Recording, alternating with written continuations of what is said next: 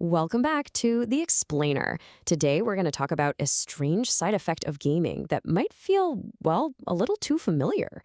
It's called the Tetris Effect. Yeah, we're talking about a phenomenon named after this absolute classic, and it's a feeling you've probably had yourself, even if you never knew there was an official name for it. Come on, you know exactly what I'm talking about, right? You close your eyes to go to sleep, but the game just keeps playing in your head. So let's dig into what's really going on when the digital world follows you home. So, what exactly is this strange experience? First off, if it's happened to you, you're not alone. It's a real, recognized psychological phenomenon. Okay, so the name obviously comes from Tetris, but here's the thing.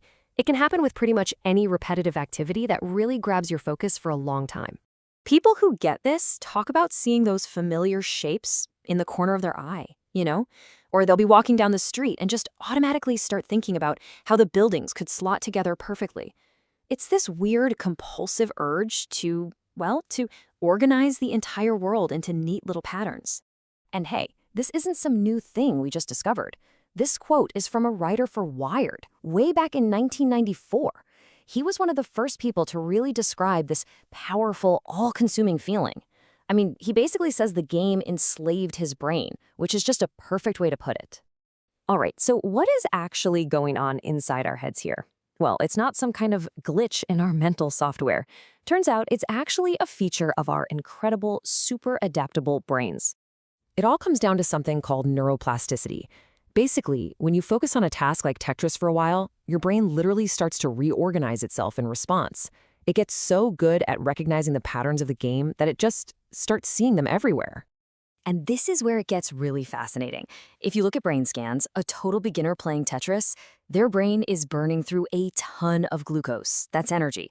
But fast forward a few weeks, and that same brain becomes way, way more efficient.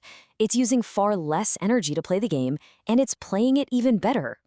And this efficiency boost, it isn't just some abstract idea. It's tied to actual physical changes. Brain imaging has shown that the cortex, the outer layer of the brain, actually gets thicker in the areas responsible for planning complex movements. Your brain is physically changing to get better at the game. Okay, but this whole thing also throws a wrench into how we used to think about memory. See, for years, the go-to analogy for memory was a computer file, right? You save something, you retrieve it later. It was all about passive storage. The information just sits there, waiting for you to access it. But the Tetris effect, it points to a totally different idea, a more active model. The idea here is that our brain isn't just passively storing information. It's constantly actively constructing and messing with our mental images based on what we're doing over and over again. And you want to know the craziest part? There is a study with amnesia patients. These people could not remember playing Tetris at all. They had no memory of the event, and yet they still dreamed about the falling blocks. This is huge. It suggests those images are lodged in our procedural memory, the part of our brain that remembers how to do things, not the part that remembers facts and events. Okay, so up until now, this has all been a pretty cool, weird side effect of gaming. But what if we could actually use this brain quirk for something good? What if it could help us heal? Believe it or not, researchers have found an absolutely incredible use for this. It turns out that playing Tetris shortly after a traumatic event can seriously reduce the intrusive memories that are a hallmark of PTSD. Why? Well, the game is so visually demanding that it basically hogs all your brain's visual processing power. It competes with a traumatic memory and stops it from getting locked in with that same awful, vivid intensity. And get this, it's not just for trauma. The exact same idea can be used to help people fight off cravings for pretty much anything, from drugs to food. Yeah, one study found that just a few minutes of playing Tetris could slash craving intensity down to an average of 56%. It works because the game basically hijacks the part of your brain that's creating those craving images. If you can't picture it, it's a whole lot harder to want it. So, as you can probably guess by now, the Tetris effect is really just one little piece of a much, much bigger puzzle. It's part of a broader idea called game transfer phenomena, or GTP. And that term covers all the other weird ways that video games can leak out and influence our real-world thoughts and behaviors. I'm talking about stuff like mentally seeing health bars floating over people's heads, or hearing in-game sound effects when you're just walking around.